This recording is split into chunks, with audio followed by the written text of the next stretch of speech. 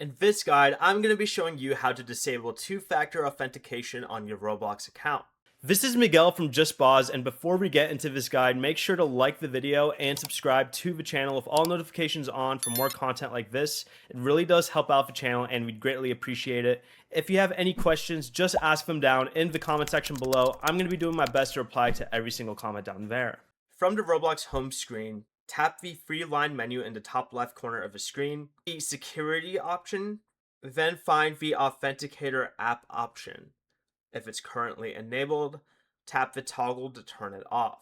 Roblox will warn you that your account will be less secure and that only your password will be required to sign in. Tap confirm to continue. Next, open your Authenticator app and enter the 6-digit verification code shown for Roblox. Tap verify.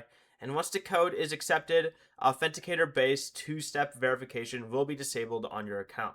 Before you leave, remember to like the video and subscribe to the channel with all notifications on for more content like this. It really does help out the channel and we'd greatly appreciate it. And if you did have any questions, just ask them down in the comment section below.